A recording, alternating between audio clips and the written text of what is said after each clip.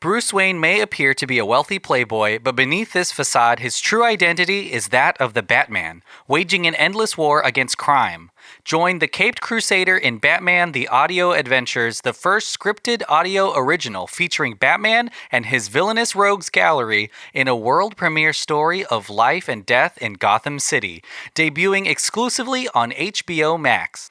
This rollicking adventure, told across 10 episodes, is written and directed by Emmy winner Dennis McNicholas, includes devilishly delightful original music by Doug Bossy, and performances by Rosario Dawson, John Leguizamo, Chris Parnell, Melissa Villaseñor, Seth Meyers, Jason Sudeikis, Brooke Shields, Fred Armisen, and many, many more. Go to hbomax.com/Batman Audio Adventures for more and stream Batman, The Audio Adventures only on HBO Max.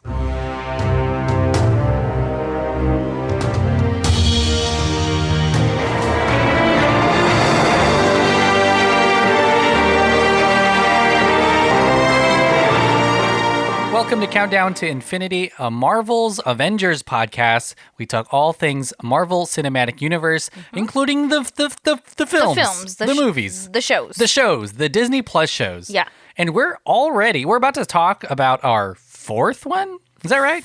That sounds about right, yeah. Because we've talked to WandaVision. We've talked, actually more Falcon. than four. Falcon and Winter Soldier. Yeah. We've talked What If and Loki. Oh, I forgot about Loki. So this is number 5. This is number 5. That's actually, it's actually insane that we're five shows five deep. Streaming shows deep, yeah. 3 movies deep now. About to be Spider-Man No Way Home in a couple weeks. Man, they gave us some extra there for the lack of time. Am I right? I'm kind of. Are you tired of Marvel yet? Yes. Wow. No. Absolutely not. No, this is, I think, and especially since all of these shows and these movies and TV streaming shows have felt a little bit different from each other in an interesting way.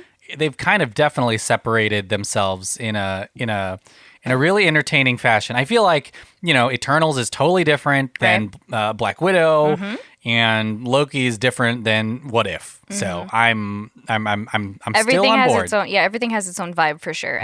But the fact that everything is going to be connected again is going to be even greater. And that, I think, is really the thing that's looming, is how in the hell they're going to do all this. Okay, yeah, like how's this going to happen? Anyways, we're talking episode by episode, like we did the other shows, about the newest TV show. Right. And that's Hawkeye. Hawkeye. Hey, dude, what's your name? Hawkeye. Oh, sorry. My name's... Oh, sorry. I see. You're teeing me up. I thought you were doing a Hawkeye joke. My name's Emmanuel. My name is Sophia. And we're... Marvel fans. Marvel fans. There we go. Good synergy. You weren't on the Eternals app. No, I was not. And you weren't on the last app that we had. It's been a while for you to be talking. It's been a while for me, yeah. But here we go, episode by ep on a new show. And honestly, it's November. It is. It's nearly December. It's nearly December. These are all facts. Nearly Christmas time. Prove me wrong. Perfect time for Hawkeye. Yeah, this is interesting because it is. There's kind of a holiday theme to this show, right? I don't know about kinda. I think it's like deep diving into the holiday season. Clint does visit Rockefeller Center with the tree with his kids. And I think one of the weird things is I believe they filmed this during the summer or something. Oh, I could totally see that, yeah. So a lot of this is stock footage of New York in the holidays. Yes. A lot of CGI snowflakes, I'm sure. Oh, for sure. People, with wind machines blasting at them to make them feel like it's cold. But they're all dressed all bundled up and ready to cozy. get all cozy. And that's just the magic of Hollywood, baby. Disney specifically. Disney specific Hollywood. Are you excited to have kind of a holiday episode or a holiday show, really? For sure, yeah. I think it's been a long time coming for Disney and Marvel because there really isn't anything dedicated to Christmas vibes that Marvel has released. The closest is Iron Man 2, and it is not even the focus of that show. It just happens to be the holiday time. So, I mean, this is actually really cool because, I mean, it's going to also encourage families to kind of get together and watch it too. It's so perfect. Yeah. So I think that's really cool. And then also, what a perfect character to have these types of vibes with because of his family and because we know how much he cherishes his family. HAWKEYE, and it just makes sense. HAWKEYE is the one in the Avengers group who is perfectly human and normal. We get that here when he has a hearing aid, like a normal person does. He's not a super soldier or anything. He's just a regular dude. Yeah. And he's with his family, and they do so much to kind of distinguish him as being one of the Avengers that's gonna die in the movies because he has a family, and here he is still with them. So I think it's perfect. And now I feel like Disney's gonna lean into this holiday to the holly jolly Christmas, because there is going to be a Groot holiday special coming out next year, I believe. Sure, So I mean, it's just going to be a thing. Everyone's going to be at home. Put on that Disney Plus. There's going to be a Marvel thing for you, probably. I also think like the other points of like Christmas action movies is just like Die Hard or something. Oh, and so perfect. And because it's just like that's like a more of a debate, like whether or not it's a Christmas movie. Yeah. But this one for sure is like the series. It's going to be dedicated to that time of year, which I love. Yeah, and I think it's just rare to have a holly. I keep saying holly.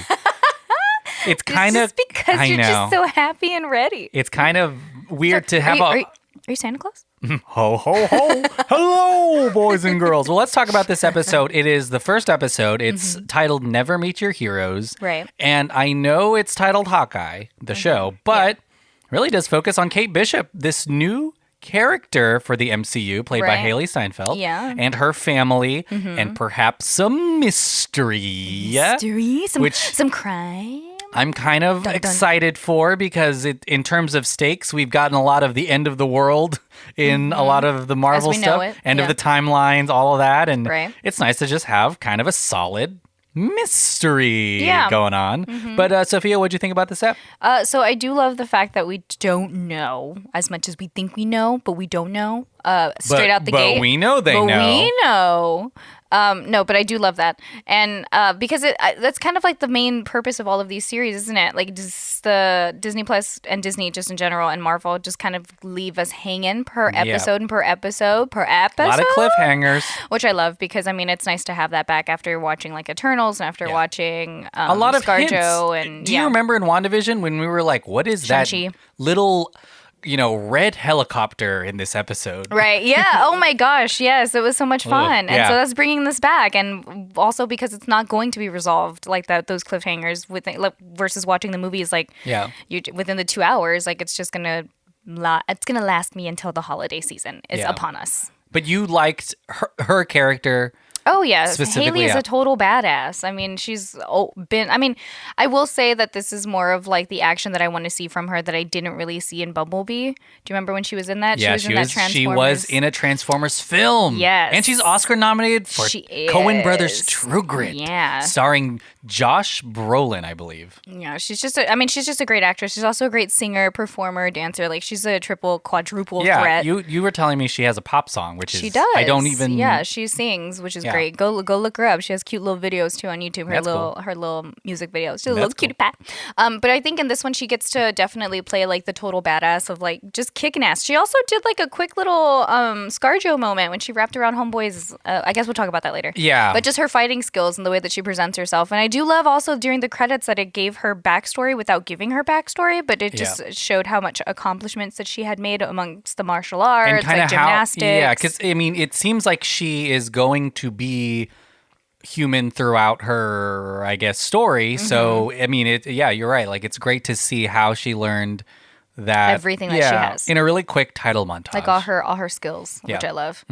And also I do love that Disney kind of touched base on the whole idea of privilege that she has. It's really interesting because we talked about this off pod, but she is from a rich family. She is going to a fancy school. She breaks a clock tower. Her mom's just going to pay for it. Yeah. And I mean, but her mom kind of lays it down, which is exactly what I. Which is exactly what There's I'm talking about. that line you really like when she was like, look, I'm gonna be super blunt with you, and I know that you feel like you're invincible because you're rich or because you have money and you're young. Like she said the two people that feel the most invincible are the people who are young and who are rich, and you're both. And she's like, and let me tell you right now, you're not. You're broke. Sit down, girl. You better sit down. Yeah. Which I love. Yeah, I mean, I think that's interesting, especially because Hawkeye or Clint is not from privilege. Right. He has definitely gone to dark places before, and that's kind of why we get an introduction of Ronin type stuff. Yes. Remember when his family is snapped, blipped,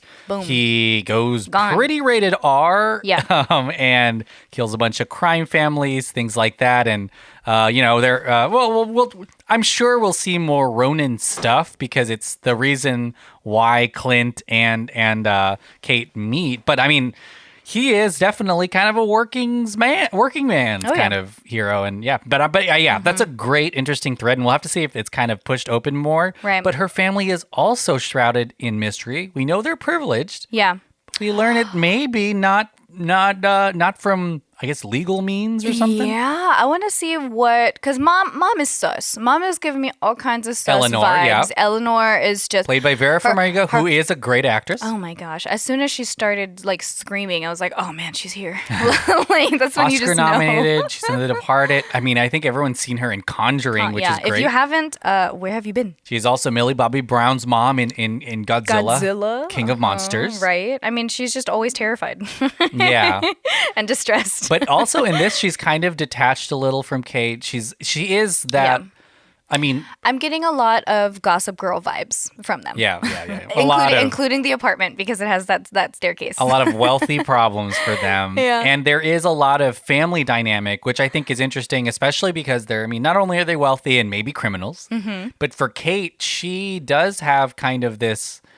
She doesn't know about any of this. No. And it seems like she is morally good, and we know that because she saved Pizza Dog. Yes. And I think that's kind of the moment where like, cutest little puppy. Cutest little puppy. I will say, why the fuck didn't she follow him the first time? Because, girlfriend, I would not have let him run away against the street. But it worked out because Pizza Dog, got the watch or whatever and helped. But I don't know if that's the name of the dog. And we'll see more of Pizza Dog. We can call him Pizza Dog. I don't mind. Well, since we're talking about Kate, we kind of glossed over the beginning of this episode, which is really cool. Oh, yeah. And that's the fact that it takes place in 2012. Yes. Concurrently with the first Avengers film, The Attack on New York by the Chitauri. And I mean, she is directly affected by it, and if not inspired by Hawkeye himself. Completely changes her life. Yeah. Yeah. She sees, I mean, and again, so a little mystery with her dad who dies, but I think that's also sus. I think Homeboy is alive. I think he's alive. Yeah. He's got to be somewhere. He's too famous not to be alive. Yeah, great actor, and we do see a funeral, but we don't see a body. Show us the body. And Mom, Eleanor, she wasn't really crying that hard. I know that. I know she can act. I know she can spread those tears all across her face. That wasn't really crying. And there was a mysterious argument before. Yes, that's how it opened, was an argument. We'll have to see what happens with that. I think and here's the other thing is we are talking about these episodes as if we don't know the characters in the comic books because there's some... I'll talk about one of the characters now, but I will tell you, if you don't want something spoiled, do not Google these characters. Don't do it. But Jack, who is the new boyfriend, or I guess I'll say fiance. Jack Duquesne, who is the fiance of Eleanor, who might be, I guess, the stepdad to Kate. Who is sus. We sound crazy already. We're talking like weird. Like we'd already know them. Dad of the mom of the cousin of who. But he is a mysterious figure who is talking about inheritance and who has an uncle, Armand, who is kind of upset with Eleanor. Yeah. We don't know much about him. We also see them arguing for a hot minute. Yeah, but he is a big character. Yes. And that's all I'll say about it. That's it. But he's part of this kind of family thing that's going on too, including Armand, who is Armand the Third, who also has kind of a... And who introduces Armand the Seventh. Another kind of Armand. Great grandson. Yeah. Well, I mean, we're going to learn more about them. We saw kind of the weird criminal illegal auction that's happening in the basement of their charity ball. But I'm sure there's going to be more to find out about Kate Bishop's family. But yeah, she is kind of the central figure in this. And this episode ends with her meeting Clint. Hawkeye. So I know that they're going to be together for a lot of it, and I'm sure her family's going to be important. But let's talk a little bit more about Clint. What do you think is going on with him? What do you think is going on with Hawkeye and his family and where he is as a regular human being?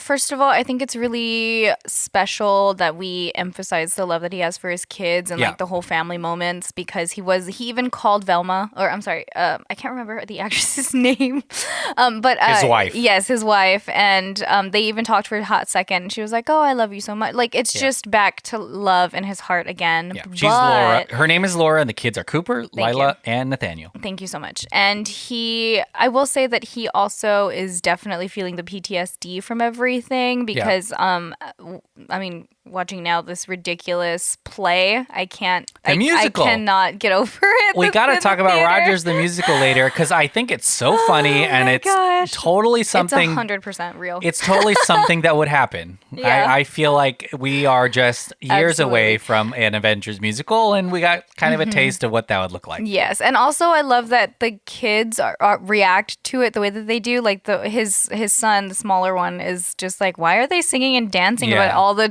stuff that happened? And it's he's like, upset that's exactly because right. Ant-Man is in the musical, even though he technically wasn't even there. But I mean, come on, you've seen Hamilton. Yes, there's a lot of liberties. There's a lot of stuff that happens in musicals, but it is kind of the thing that sort of triggers, I guess, his place in life and what he's been through, and the fact that he's an Avenger. But yes, the fact that Natasha isn't around, and it's kind of not his fault, but they were very close. They were very close, and she's gone now. So I can't even imagine, and that he's lived 3 years without his family, and now they're back. Right, and then they're just back. So I think that needs to definitely. I think that we're going to see more throughout the show, just because.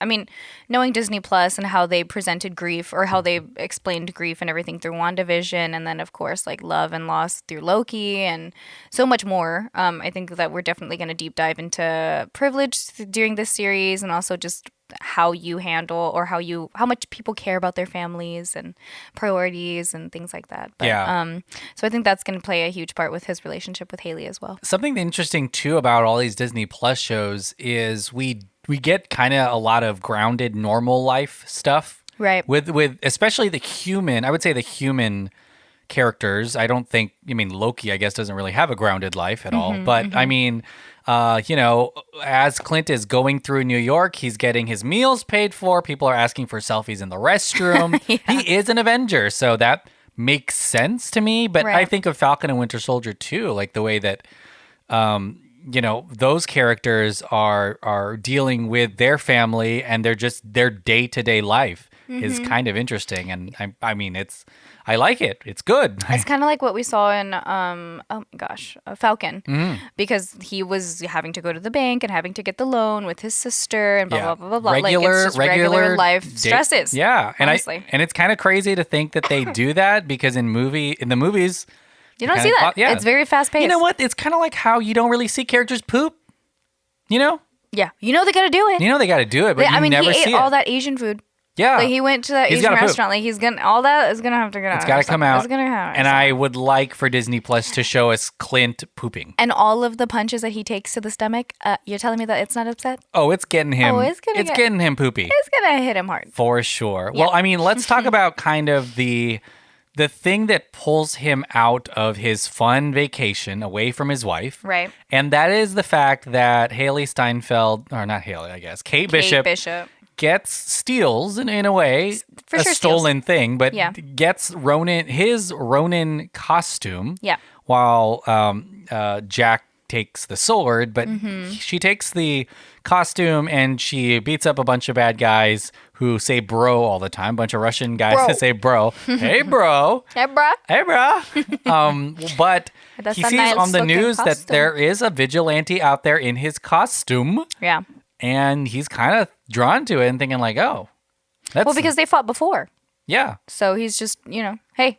And you got to think what the fuck you doing? You got to think if Ronin is someone who's killed a ton of gangsters and have brought like the Yakuza and a lot of stuff like that to really violent justice, that they're kind of were afraid of him for a good while, and maybe we're just gone. I don't know what the blip meant, or them coming back, but I'm sure just him having, or just her having that suit kind of sends messages throughout the. It reminds me of in Batman, Batman Rises, how they haven't seen Batman in a long time. Oh, yeah. And there's a ton of crime, but there's a lot of people who wear Batman suits, and it kind of strikes fear into everyone's hearts. We'll have to see how much is it. But why do you think do you think he's upset at her for wearing it, or? I don't think he's upset. I just thought that he legitimately thought that somebody was bringing that person back to life, or that homeboy was just back. And I don't know what I mean, for sure, because all of the other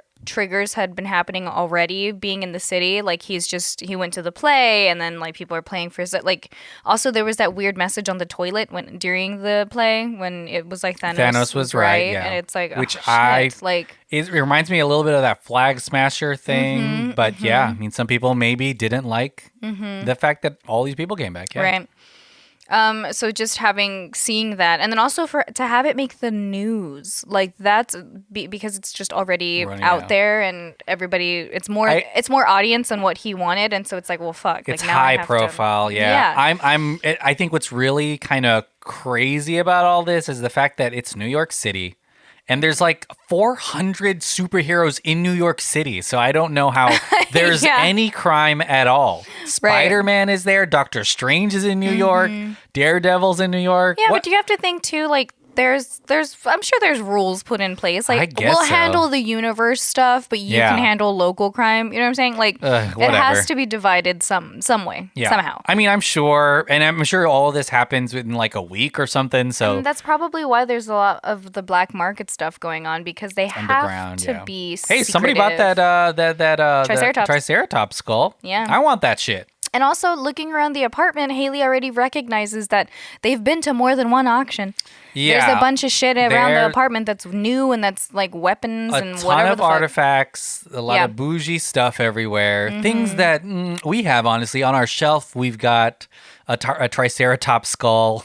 Just laying around. We've got a lot of machetes and knives from the Avengers compound. So you know, it's just it's just pennies. Life. You know what I mean? Just little things. There's a lot of little things that I think are gonna come back. I mean, Pizza Dog's a big one. Pizza Dog, I think, is a fun character. Right. But there is a watch that Pizza Dog got that everybody wanted. I don't think the significance of the watch was explained. It's got to be big. And I don't know whose watch it is, but maybe it's Tony Stark's. I don't know. I feel like that is going to be a big thing. I'm trying to think of who wears watches. Who lost one. Well, there's also a moment where she stops and talks about the monogrammed butterscotches inside of... Oh, we didn't even talk about that. Yeah. Armand's house. And I feel like that's something too, because I feel like maybe she'll see it somewhere at some point and be like, I know where that's from. Another butterscotch. Yeah. There's a lot of setting up that's happening here. So Armand kind of like weirdly talked to her at the auction too, or at the charity thing, because it was very,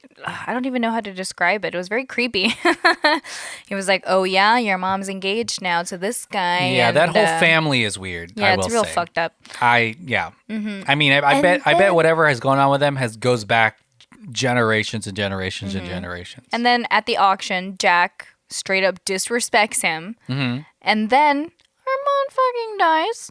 So it's like, what? Armand, yeah. Yeah, Armand just died. I thought you said her mom. No, Armand. I'm sorry. Armand is dead. He straight R.I.P. Yeah. Like, very quickly. I was like, dang, that was just one ep. Like, so what the heck is going to happen? I think that's I think that's honestly where the episode kind of ends, because it's a big cliffhanger. She's running away, and then, the Russians are fighting, and then, of course, Clint comes. But there is a kind of fun mystery going on, and it's closer to like a Knives Out type mystery instead of a giant, world-ending thing. And I kind of like it, and it's perfect for the holidays. And I also like the fact that there's kind of suspenseful music that they've kind of mixed into some holiday classic songs, It's a nice hybrid show. And it's a Marvel movie in a show that is set in Christmas time that is also a mystery in New York. Yeah, like it's going to be really exciting, I think, to kind of parse through the next, and I will say, disclaimer, they've released 2 episodes where this one's only talking about the first one. So there's going to be another one talking about the second one. Some of you may have already seen it, and you may be like, you're dumb. Yeah. Let us know, please, if we're dumb. Let us know. No, but we're going to obviously watch the second one, do the second one, but yeah. I mean, at least from this first one. I will say too, Eleanor was not that panicked during the whole shake-in and the whole power outage. She knows, yeah. Something is up. The only thing, like I've seen her I already know that she's not acting to her fullest potential. Yeah. So I know something is up. She knows where the money's coming from. And she's dressed like a villain. You know what I mean? That long dress, like some shit. There's something going on. Yeah. I'm excited to find out what that is. But Sophia, what were your overall thoughts on this ep, or what are you looking forward to in the next one? I'm looking forward to all the holiday cheer. I'm looking forward to all the action because remembering the trailer, there's going to be a lot of cool CGI, but a lot of cool car fight scenes that I'm ready for. And honestly, what we've seen so far is really, really good from Bishop. She held her own against all of those. Yeah. Oh, for sure. In the wine cellar thing. Oh, yeah, for sure. Yeah. So I'm ready to see Haley kick some more ass, but with Hawkeye there. I'm also ready for... it sounded like you said cockeye instead of Hawkeye. Nah. Okay. But I'm also ready to see Hawkeye kind of let her take the leads because I think that he's going to learn to kind of calm down a little bit and like deal with be more present, if that makes sense, instead of like being triggered by things that are surrounding him and like being sent back to the past in his mind. Yeah. So I kind of want to see that more, just to have him be there, like with his kids, like he kind of had everything being brought back to him. So I just kind of want him to be there. Yeah. Kind of settle down a little bit. He deserves some rest, not like to die, but like just to chill. And then I want to see if my predictions are right. I want to see if her mom has something up her for sure. sleeve. I want to see what the fuck is going on. Yeah. So yeah. I mean, there's something going on with all the Armands. They all are maybe clones. I don't know. I also want to know what like the big bad thing is, because I feel like just killing an Armand is not as bad as I think it is, but there has to be some sort of like secret organization or a reason or like why, what's up with the Russians, like what is this all connected, And again, I will say, don't Google it because a lot of that is already kind of sensitive. But I feel like there's also kind of an interesting, we've seen a lot of passing of the baton in the MCU happen in Black Widow specifically. With Florence Pugh, and it'll be interesting to see how that is set up here, especially since Hawkeye and Clint, they're one of the Avengers that I feel like had a nice ending. Like, it's nice to think that he is retired somewhere, living on a farm with his family, but here he is kind of being brought back into the world of the Avengers. So it'll be interesting to see if that baton passing thing is how that plays out. Because it does seem like Kate Bishop will be some way the younger young Avenger and the next Hawkeye, and we'll have to see what that means and how much of that is Clint. And I am worried that he's gonna die in this. But just because no. His biggest regret is letting Black Widow die. Yeah. And you see that in this episode. There's a little girl dressed up as Black Widow. He's kind of needs to get out when he sees even her character on the screen. I mean, I would regret that too. And I wonder if there's a chance for him to kind of redeem himself in that way or sacrifice himself for her. And I hope not. But I do feel like he's going to see a lot of Natasha in Kate. And I feel like that's kind of where this is setting up. And I see what you're saying. Yeah. Who knows? I could see that too. Please don't kill him. That's just something I'm worried about. Not something I predict is going to happen, but I worry about it because I think for his character across all his films, that was the closest relationship he had, at least with the Avengers. And I mean, there's a big gaping hole there that Kate Bishop might fill. So we'll have to see. Yeah. Well, hey, let us know what you thought about this episode, and we'll definitely be talking about episode 2 soon because episode 3 comes out next week, so it's got to be pretty soon. Yep. So yeah, but you're probably gonna be able to listen to it right here. Yeah, here we go. No, Sophia, what do you have to plug? No, just all the same old stuff. Just thank you so much for listening to the pod. Please continue to support us because your support goes such a long way. Feel free to follow or subscribe to our Patreon. Everything's going to be at patreon.com/delphinpod, DELFINPOD. And then if you want to follow me on any of my socials, you sure can. Everything's going to be at _simply Sophie, SOFIEE. Yeah, support the pod at patreon.com/delphinpod. It's a great way you can listen to a lot of fun stuff and a lot of advanced stuff. It's the holidays, so we've got a lot of episodes, holidays themed, I guess, coming out on Patreon and on the public feed. But we'll see you next week. Thanks so much for listening. See you later, alligator. Bye-bye. Bye.